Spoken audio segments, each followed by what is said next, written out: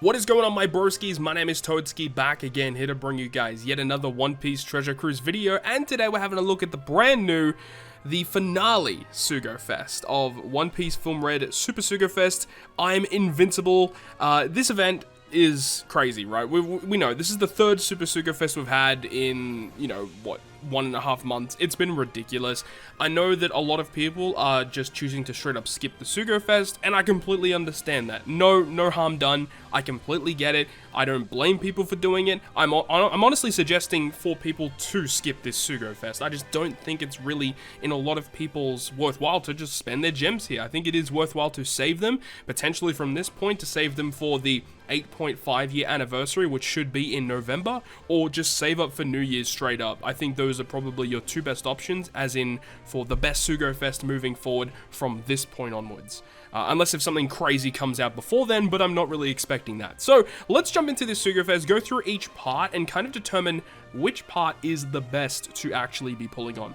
So on this Sugo-Fest, it's kind of interesting, that kind of makes it a little bit more worthwhile, I guess, in a way, is the fact that Treasure Map Legends are going to be returning, and Treasure Map Sugo-Fest, or Treasure Map Sugo-Fest characters, or meaning like Treasure Map Rare Recruits, are going to be returning, which is kind of crazy to think about. So we can just scroll down to the boosted list here. And this is part 1, but just briefly here, under where it says what Super Sugos you can pull, it shows you the Treasure Sugo-Fest exclusive characters. So all the Treasure Map Legends are gonna be pullable on part 1. When you go over to part 2, it actually does restrict the characters that you can pull. So you've got Blackbeard, you've got Carrot Wanda, Bon Clay, and Sanji. That's pretty good, actually.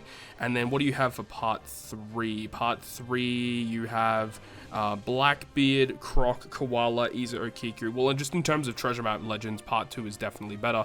And then you've also got some Treasure Map Rare Recruits. So you've got the 3 that arrived in the previous Treasure Map. Jinbei, by the way, is such a good character. This guy is insane. Like, removing barriers by 2, full board of slots, damage dealing special. He does an attack boost for 3 turns. Otherwise, he buffs your attack boost if you already have one. This Jinbei is legitimately crazy. One of the best Treasure Map Rare Recruits we've had in a really long time. But also, other Treasure Map Rare Recruits that arrived with other significant treasure maps are going to be reappearing once again, which is no real surprise, but a couple of these characters are actually very, very good. So just want to put it out there that those are some of the characters that you can get on this Sugo-Fest, so if you are interested in them, they're going to be available on the banner. But let's actually talk about the structure and stuff. So we've got part 1, which of course is a bit of an anomaly, as it is differently structured from parts 2 and 3. So you can see that, there's a lot of, rate boosted steps here. But then when you see the Sugo Rest steps, multi 2, 3, 4, 5 are all guaranteed legends, and then multi 6 is a rate boosted legend. So that's honestly pretty cool if you are looking to pull on this Sugo-Fest. And I mean, there's like a wide variety of characters that you're still missing. Part 1 might not be a terrible idea, but you do have to remember that part 1 has every legend available on the banner, which means that if you are looking for very specific niche legends, they are more difficult to pull on this part. And even though all the Treasure Map Legends are also pullable, they're not part of the rate boosted list, which means that they are going to be difficult to get. But just letting you know those steps. Then of course you've got the rate boosted legends on 10 and 15. If you go to the 20th step, you get a guaranteed Super Sugo-Fest character, which is kind of cool.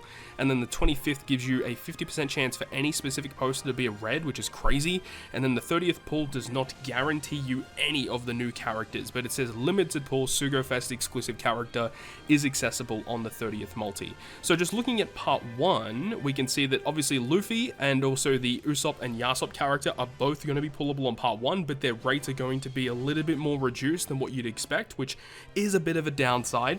You've also got Who's Who, Marco, Frankie V2 is kind of cool, Odin's nice, Lucci, the Sai Straw Hats is kind of cool too. That's a type of character that isn't really put on a lot of Sugo-Fest, so it's nice that they're there. Whitebeard versus Shanks, Germa 66, you got Hancock, Wano Law is really great, would love to see a super evolution of him at some point. Mihawk and Perona, very good for the Garp challenge, of course, or the Grand Voyage, should I say, versus local sea monster. Chopper, Garp, Robin, V2 Boa, Cat Viper, Shirahoshi, Sengoku. Looking at this one, in terms of the rate boosted legends, this is honestly pretty bad.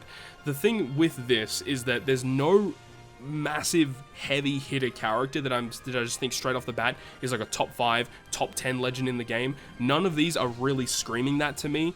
There's some good legends here like Frankie, Odin, Marco, Straw Hats, Whitebeard vs Shanks to an extent, Wano Law, Mihawk and Perona to a certain extent. Chopper's still kind of nice to have. They're all good, but they're not like that top echelon tier of characters. So just looking at the rate boosted legends on this part, I can't really say that this is a good part, honestly. It's just not. But if you do get lucky enough, you can pull any of the Super Sugo characters, aside from Uta and Shanks in the previous Film Red Sugos. They are pullable on this part, but obviously their rates are very, very low. And then you have the limited pull Sugo-Fest exclusives, which means that if you go to the 30th step, I believe, where it says limited pull Super Sugo, the limited pull Super Sugo on the 30th multi guarantees you one of those 3, which is, it's good. These are good characters for sure, but 30 multis deep to get one of them guaranteed, I can't really say that that's a very good deal. So honestly, I think if you're really looking to get the new character Snake Man and Usopp Yasop, I think part 1 might not be the best way forward. Even though some of the early steps, like the first 6 multis, are actually pretty good steps, outside of that, it's going to be very hard to get those characters that you really, really want to get. So that's all of part 1. But then we will look at part 2 and part 3, which their structure is a little bit different. So you can see that there are lots of rate boosted or Sugo rare steps. So they mitigate some of those really cool steps that you get early on part 1 with some more terrible steps. But then the legend pools are a bit more forgiving in terms of getting the characters that you want to get. 2, 3, 13, 16 is a guaranteed legend, limited pool legend on the 5, 8, 25th, 10 and 20 is a super limited legend, and then the 30th pool on part 2 gets you the Super Sugo Luffy, and then the 30th pool on part 3 is the Usopp and Yasop character. 30 multis is still like way too expensive to get characters these days. Like, honestly speaking, I would love to see guaranteed legends for these like new batch characters on the 20th multi. I think that's fair enough. 20 multis is still a lot of gems to invest into a banner to get a character, especially when there's no discounts. You know, when there's no discounts, like 30 multis is just too much, man. It's just way too much.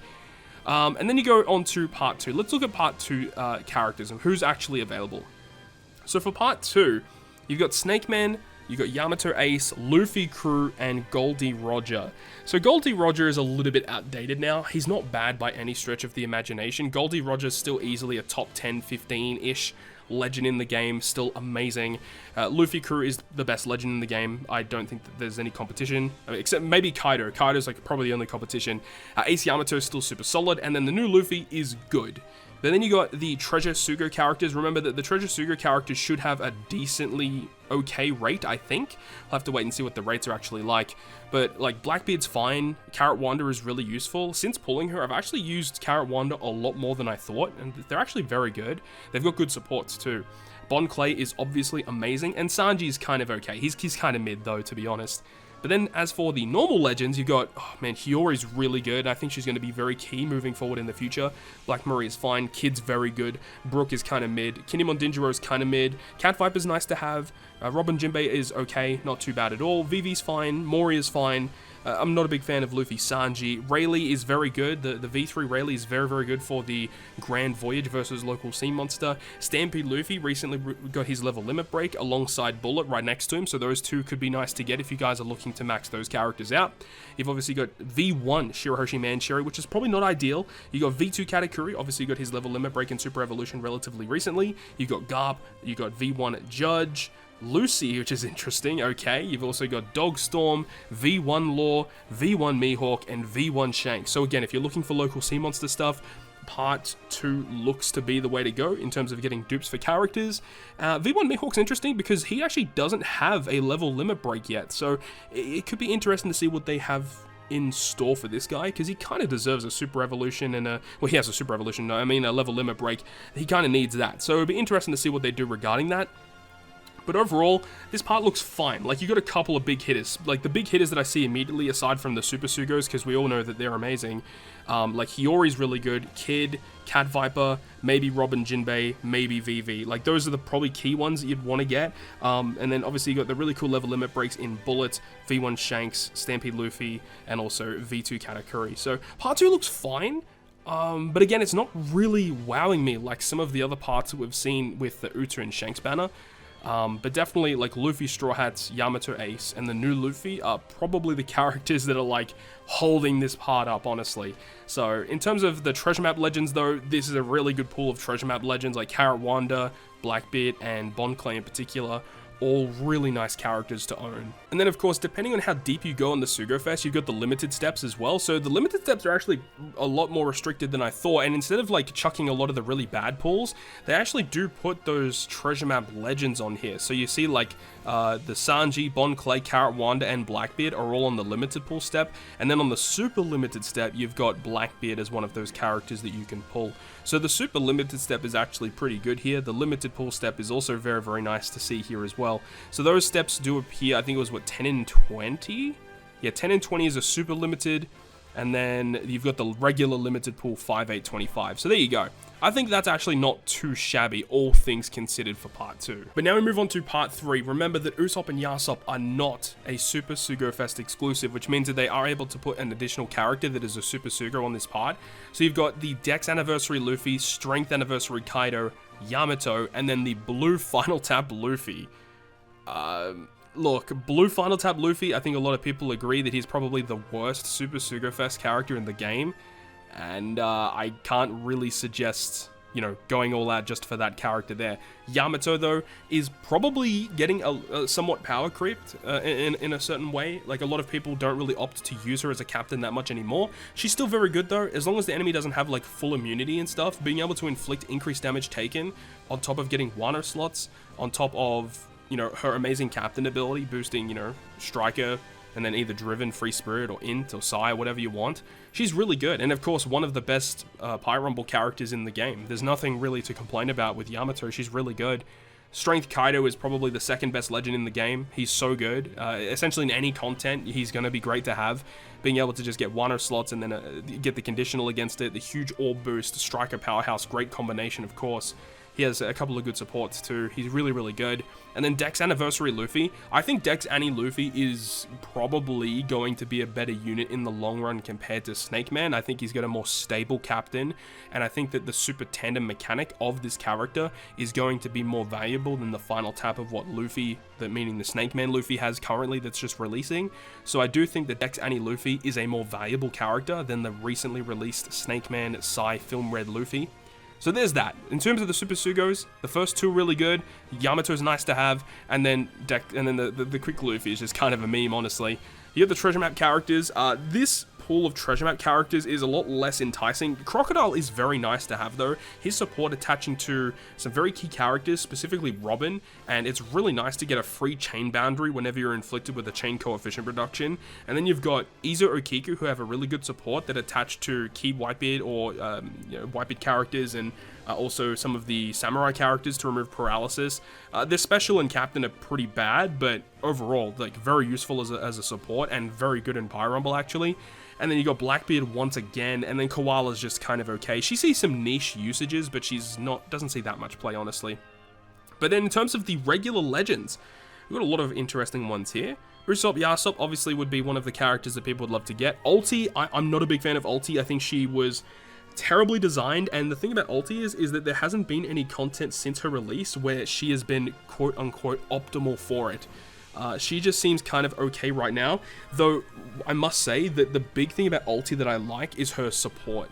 Removing 2 turns of despair, attaching to the Toby Ropos and stuff, incredibly valuable. I think it attaches to Kaido as well. I can't remember off the top of my head. It's incredibly valuable, I must say. You've got Sasaki as well. He's fine. He's probably my favorite of the Toby Ropo in terms of the abilities and what he does. He's very good. But then you've also got Law. Law is, I would say this Law, out of normal legends, he is the closest to being on the level of a Super Sugo-Fest. When you have this guy, he is so good, boosting Free Spirit and Cerebral, and having that Super Tandem, especially when you get that Super Tandem to 5. Oh my god, it's incredible what this guy is able to do. You've got Int Big Mom, who's not that great. I think she's terribly designed. Dogstorm is nice. Usopp and Nami, no thank you. Perona is very good. Bonnie is niche. Sabo is an interesting one. So for those of you who don't know, Sabo is looking like to be the next upcoming Super Evolution character in One Piece Treasure Cruise. So the fact that he's available here is interesting. So if you're looking to get more copies to get his level limit break leveled up before his Super Evolution releases, that's not a terrible idea. But then again, I wouldn't go out of your way to pull just for dupes of that guy. I wouldn't do that. Nami, Robin, Sober Mask, Halloween Ace. This is a character that I would love to see get a Super Evolution and a level limit break. Definitely deserves it, and with all of those buffs attached, could be one of the best legends in the game. Capone, Brook, V1 Katakuri, my boy, shout out to my boy. Luffy Ace, who needs a buff desperately. V1 Akainu, Borsalino, Log Luffy, Bato, Sabo. Those last 5 characters in particular all have level limit break buffs, which is kind of nice. So if you pull them, you can just, buff up all your old characters, which is not a bad thing. It's not a bad thing. And then in terms of the restricted pools of characters, these are really good restricted pools here. Like obviously all those Super Sugos, you got Law, you got Blackbeard, Sasaki, those treasure map legends, incredibly valuable. And then the super limited step here. Yeah, I mean, it seems pretty good to me. It's not bad. But of course, the fact that, Usopp and Yasop are going to be available essentially on every banner moving forward, when you take that into consideration, if you just take up Usopp, Yasop, Ulti, and Sasaki, the only, restricted ones is going to be, Luffy, Kaido, Yamato, Blackbeard, so you have to take that into consideration in terms of how available characters are outside of this banner, because I would only really be pulling on this banner if you're missing a lot of these restricted characters that you can only pull on treasure maps or on Super Sugo-Fest. That's the way that I would be looking at it. But then looking at the rare recruits, these are boosted on all the parts, by the way, so there's no real confusion about that. You've got all the new rare recruits, of course, but also some of these other characters near the bottom are kind of interesting. You've got Ashura Doji, Raizo, Rayleigh Gaban, Rockstar is really good, Beckman's fine, the Rayleigh from Roger's batch is also really good. There's actually a really nice array of characters. A lot of these characters are very, very good. And then, of course, you got all the other treasure map characters. So, in the grand scheme of things, what do I think is the best part? Well, honestly, the way that I look at it, there's good units on all these parts, and the way that I would really convey this information to all of you guys out there, I think part 1, do not pull on it, because the only reason why you should be pulling on this Sugo-Fest is pulling for the restricted units. So looking at part 2 here, if we even just go down to the limited steps here, you should only be pulling on part 2 if you're missing a vast majority of the restricted characters. What I mean by that is Super Sugo-Fests or Treasure Map Legends.